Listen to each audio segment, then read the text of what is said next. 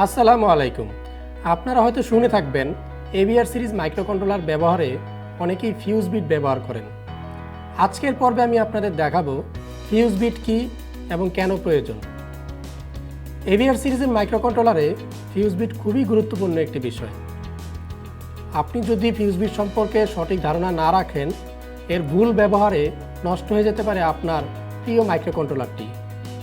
আমি কিন্তু বলছি না ফিউজ বিট জানা না থাকলে আপনি মাইক্রোকন্ট্রোলার নিয়ে কাজ শুরু করতে পারবেন না, কিন্তু এটা বলছি যদি আপনি ফিউজ বিট সম্পর্কে সম্পূর্ণ ধারণা রাখেন তাহলে মাইক্রোকন্ট্রোলারটি লক হওয়া থেকে রক্ষা পাবে।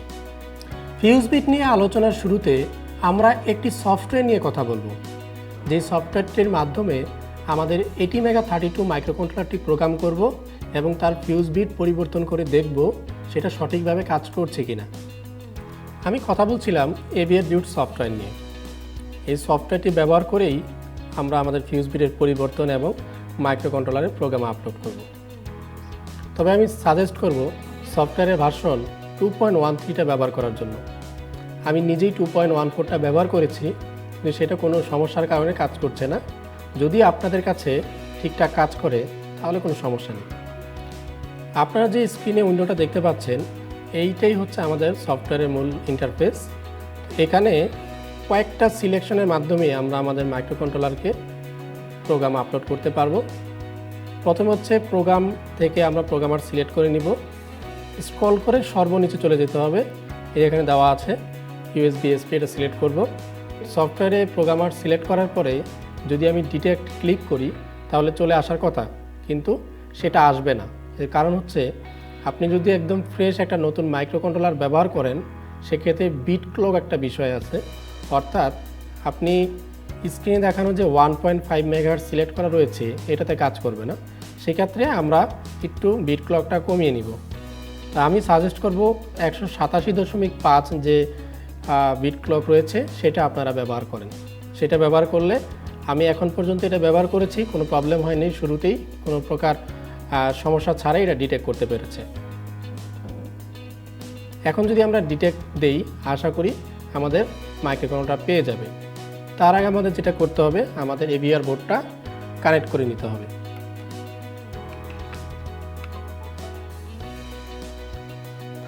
আমরা AVR বোর্ডটা কানেক্ট করে নিলাম।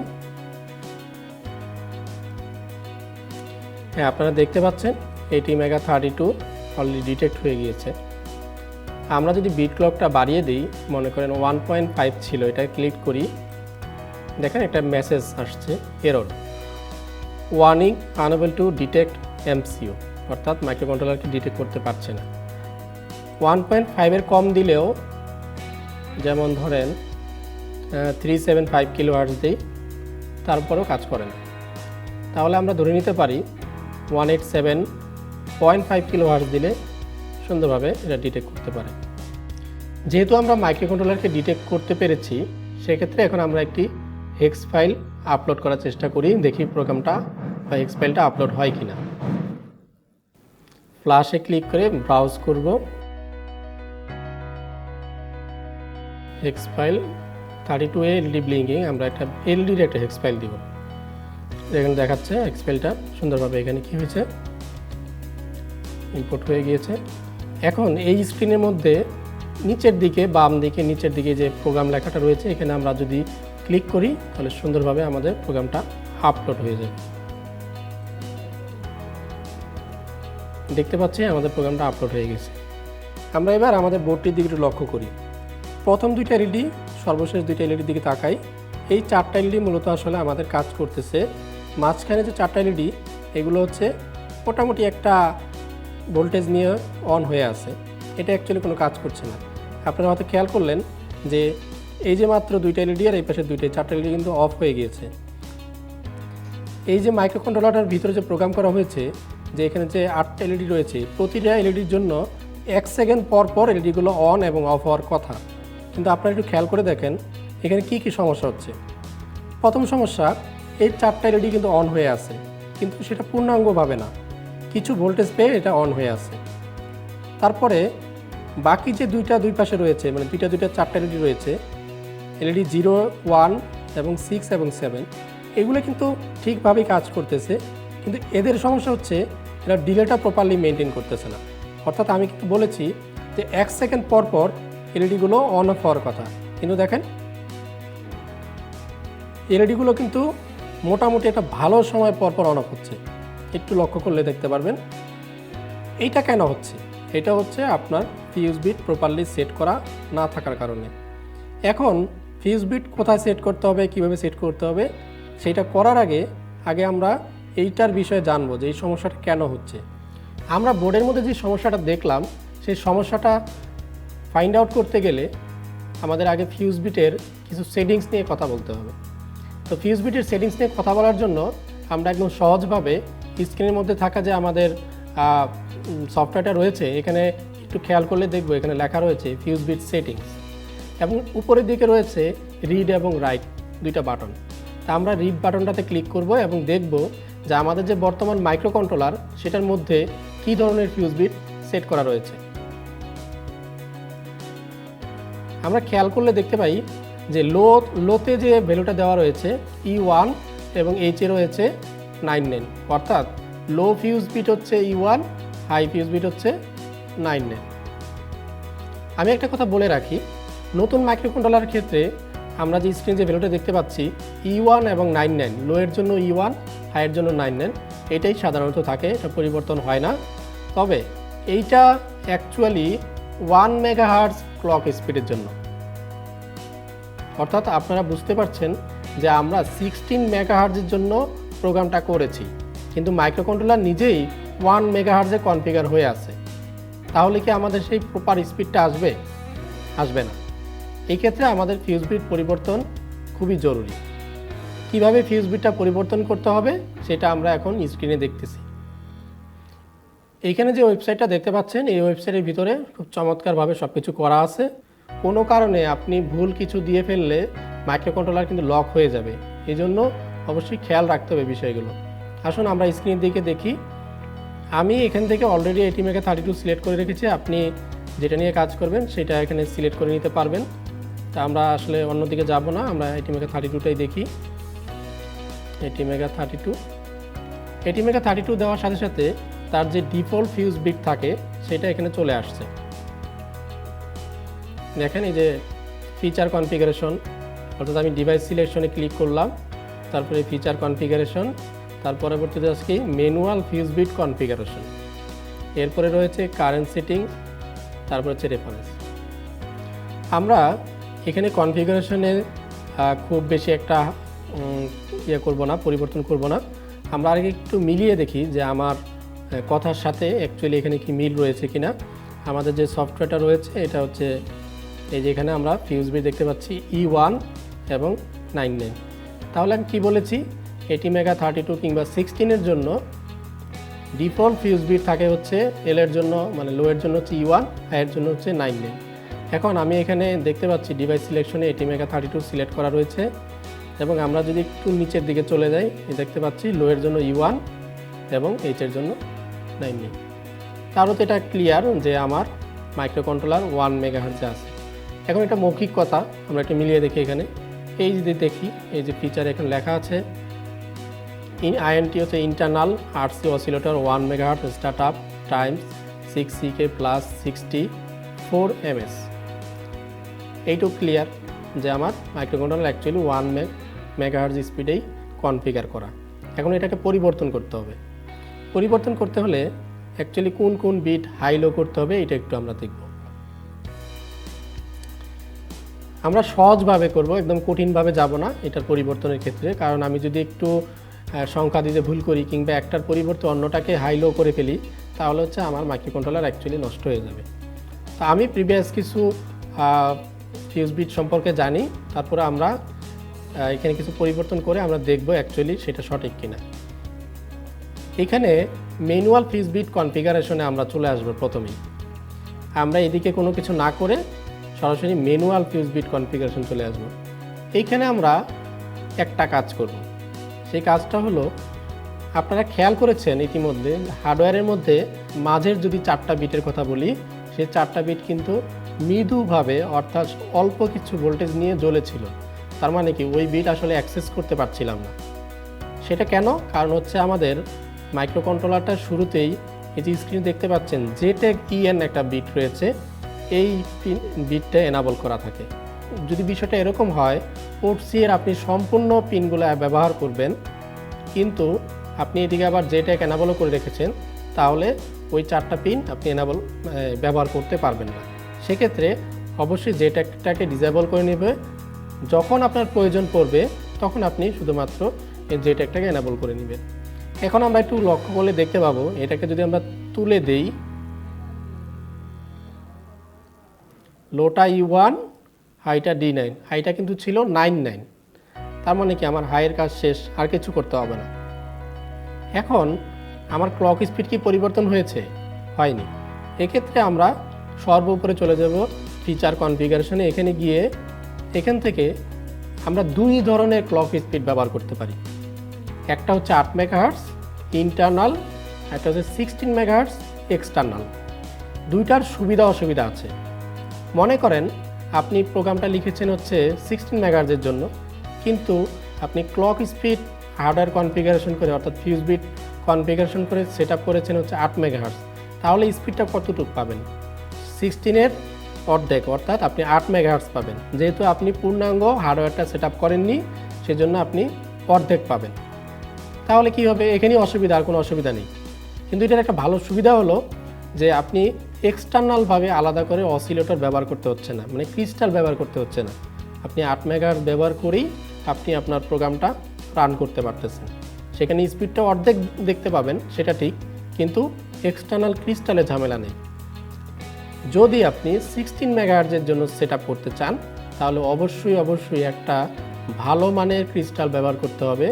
বাই এনি চান্স আপনি সেট আপ করার পরে, অর্থাৎ আপনি 16 MHz এর একটা ক্রিস্টাল নিয়ে আপনি এক্সটার্নাল ফিউজ বিটের জন্য এক্সটার্নালের জন্য আপনি ফিউজ বিট সেট করলেন, কোনো কারণে যদি ক্রিস্টালটা কাজ না করে, তাহলে কিন্তু আপনার মাইক্রোকন্ট্রোলারও কাজ করবে না। সেই ক্ষেত্রে মাইক্রোকন্ট্রোলারকে কাজ করাতে গেলে অবশ্যই আপনাকে এক্সটার্নালভাবে ফিউজ বিট ব্যবহার করতে হবে। এই বিষয়টা অবশ্যই মাথায় রাখতে হবে। অনেকেই আমরা এই ভুলটা করে ফেলি, অর্থাৎ আমাদের কাছে কোনো ক্রিস্টাল নেই, কিন্তু আমাদের দরকার কি 16 MHz এর স্পিড, তখন গিয়ে আমরা ফিউজ বিট এটা পরিবর্তন করে এখন দেখি যে আর কাজ করতেছে না, মাইক্রোকন্ট্রোলার ডিটেক্ট করতে পারতেছে না। কারণ আপনি কিন্তু মাইক্রোকন্ট্রোলারকে এক্সটার্নালভাবে মাইক্রোকন্ট্রোলারকে কিন্তু আপনি বলেই দিচ্ছেন যে সে যে ক্লক স্পিডটা পাবে সেটা এক্সটার্নাল অসিলেটর থেকে, কিন্তু সেটা তো আপনি কানেক্ট করতেছেন না, কিংবা আপনি কানেক্ট করলেও সেটা প্রপারলি কাজ করছে না। সো এইরকম একটা ঝামেলা হতে পারে। এই সেক্ষেত্রে আমার সাজেশন থাকবে, শুরুতে আপনি সব কিছু কনফার্ম হয়েই অবশ্যই এক্সটার্নালটা সিলেক্ট করবেন। তা আমরা এখন এক্সটার্নালটা সিলেক্ট করব না, আমরা যদিও দেখাবো পরবর্তীতে। আমরা এখানে হচ্ছে 8 MHz সিলেক্ট করব ইন্টারনাল। এই যে এখানে রয়েছে ইন্টারনাল 8 MHz করলে এটা হচ্ছে পরিবর্তন হয়ে গেল E4 D9। এখন আমরা E4 D9টা রাইট করব হচ্ছে আমাদের এখানে E4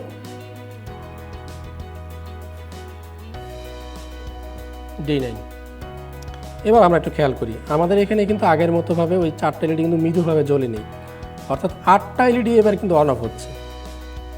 আমরা কিন্তু অলরেডি বুঝতে পেরেছি যে ফিউজ বিট পরিবর্তনের ফলে আমাদের যে মাইক্রোকন্ট্রোলারের যে আউটপুট বা ডিজিটাল আইও পিনগুলো রয়েছে, এগুলোর মধ্যে কিন্তু পরিবর্তন আসে। দেখেন অলরেডি কিন্তু এই যে 4টা পিন ছিল ওগুলো কিন্তু অন অফ হচ্ছে, এবং সবগুলো সমানভাবেই কিন্তু আলো জ্বলতেছে। তার মানে কি এগুলোতে সবগুলোর ভোল্টেজও সেম, কিন্তু সমস্যা একটা, সেটা কি আমি কিন্তু বলেছি যে এই মাইক্রোকন্ট্রোলার আমি অলরেডি হার্ডওয়্যারটা সেট আপ, মানে আমার ফিউজ বিটটা হচ্ছে 8 MHz এর, কিন্তু প্রোগ্রামটা যেহেতু 16 MHz এর করা, সো আমার ডিলেটা কিন্তু একটু অর্ধেক হয়ে গিয়েছে। অর্থাৎ আগের মতো কিন্তু যে আমি বলেছি যে 1 সেকেন্ড পর পর অন অফ হবে, সেটা কিন্তু নেই। এই হচ্ছে আপনার ইন্টারনাল, যদি আপনি ফিউজ বিট ইন্টারনাল যদি ক্লক ব্যবহার করেন 8 MHz এর, এই হচ্ছে প্রবলেম। কিন্তু এটা অ্যাকচুয়ালি প্রবলেমও ধরা যায় না। আপনি যদি প্রোগ্রামের ভিতরেই 8 MHz ধরে কাজ করেন বা প্রোগ্রাম করেন, তাহলে কিন্তু আপনি স্পিডটা নিয়ে আর কোনো সমস্যায় পড়বেন না। এখন আমরা একটু জিনিস দেখাবো, সেটা হচ্ছে আমরা এই যে ক্রিস্টালটা রয়েছে এটা খুলে ফেলি। হয়তো ভাবতে পারেন যে এটা নিয়ে কাজ করছে কিনা, অ্যাকচুয়ালি এটা একটু দেখানোর জন্য মূলত ক্রিস্টাল খুলে ফেলেছি। আমার কিন্তু এলইডিগুলো খুব সুন্দরভাবে কাজ করছে, কোনো প্রবলেম হচ্ছে না। এই যে আমার হাতে ক্রিস্টাল, এক্সটার্নাল ক্রিস্টাল, এই যে কাজ করছে।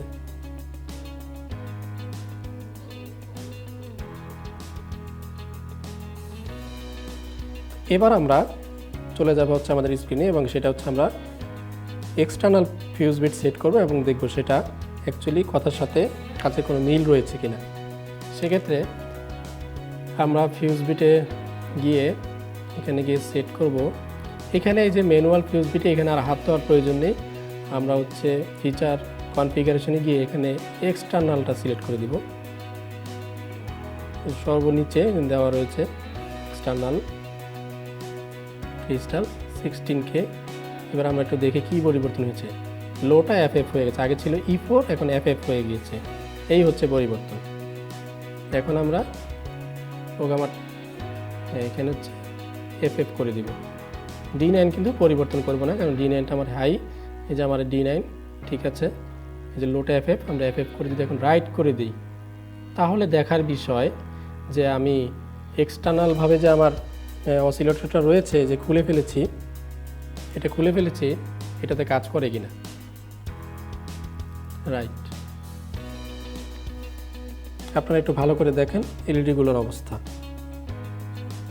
সে কীভাবে কাজ করবে। আমি তো অলরেডি বলে দিছি যে তুমি এক্সটার্নাল ক্লক নিয়ে কাজ করবা, যেহেতু এক্সটার্নাল ক্লক অসিলেটর এখানে লাগানো নেই, সেটা কাজ করার কথা না, এরকম অবস্থা হয়ে আছে। আমরা এটা কানেক্ট করি।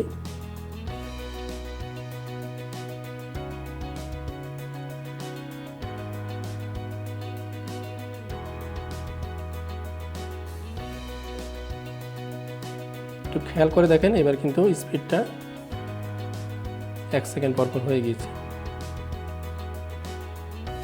তাহলে নিশ্চয়ই বুঝতে পারছেন যে ফিউজ বিট পরিবর্তনের ফলে মাইক্রোকন্ট্রোলারের যে প্রপার আউটপুট সেটা কিন্তু চলে আসে। এখন ফিউজ বিট পরিবর্তনের ফলে যে পরিবর্তনটা দেখা গেল আমাদের মাইক্রোকন্ট্রোলার বোর্ডের মধ্যে, এটা কিন্তু খুবই প্রয়োজনীয়। কারণ আমরা কাজ করতে গেলে এই বিষয়গুলো যদি ছোটো ছোটো বিষয়গুলো যদি জানা না থাকে, অনেক সময় আমরা নিজের দোষেই দেখা গেছে মাইক্রোকন্ট্রোলারকেই ধরে নিয়ে হয়তো মাইক্রোকন্ট্রোলার সমস্যা বা মাইক্রোকন্ট্রোলার কাজ করতেছে না। অ্যাকচুয়ালি কিন্তু আমাদের ছোটো ছোটো এই বেসিক পরিবর্তনগুলো জানা থাকলে আমরা মাইক্রোকন্ট্রোলারকে প্রপারলি কাজ করাতে পারবো। এখানে একটা বিষয় আমি খুব ক্লিয়ার করতে চাই যে এখানে একটা বিট রয়েছে, যেটা আমি সবগুলো বিটই খুব প্রয়োজনীয়, কিন্তু আপনারা ভুলে যে কাজটা করবেন না সেটা হচ্ছে SPI-EN। আবারও বলছি, SPI-EN একটা বিট রয়েছে, এই বিটটাকে আপনারা কখনোই ডিসেবল করে দিবেন না। যদি ডিসেবল করে দেন তাহলে আপনি প্রোগ্রাম করতেই পারবেন না। অর্থাৎ আপনি প্রোগ্রাম করার জন্য যে পিনটা এনাবল ছিল সেই পিনটাকে আপনি অফ করে দিয়েছেন, সুতরাং আপনার মাইক্রোকন্ট্রোলারকে আর কখনোই প্রোগ্রাম করা যাবে না। এইটা যদি আমি খেয়াল করি, এটা যদি আমি একটু দেখাই, একটু লক্ষ্য করলে দেখেন, এই দেখেন SPI-EN স্ক্রিনে যে দেখতে পাচ্ছেন, SPI-EN enable serial programming and ডাটার ডাউনলোডিং। অর্থাৎ এই পিনকে যদি আমরা কোনোভাবে ডিসেবল করে সেই ফিউজ বিটটা রাইট করার চেষ্টা করি, একবার রাইট করে ফেললে আপনি মাইক্রোকন্ট্রোলারকে আর পুনরায় প্রোগ্রাম করতে পারবেন না। সো এই ছিল ফিউজ বিট নিয়ে সম্পূর্ণ আলোচনা। আশা করি কিছুটা হলেও আপনাদেরকে ফিউজ বিট সম্পর্কে ধারণা দিতে পেরেছি। ভিডিওটা আপনাদের কাছে ভালো লেগে থাকলে ভিডিওটাতে লাইক করবেন, কমেন্ট করবেন এবং বন্ধুদের মাঝে শেয়ার করে দিবেন। দেখা হবে পরবর্তী কোনো ভিডিও নিয়ে। সবাই ভালো থাকবেন, সুস্থ থাকবেন। আপনাদের কোনো মতামত থাকলে অবশ্যই আমাদের কমেন্ট করে জানাতে পারেন। ভালো থাকবেন। আসসালামু আলাইকুম।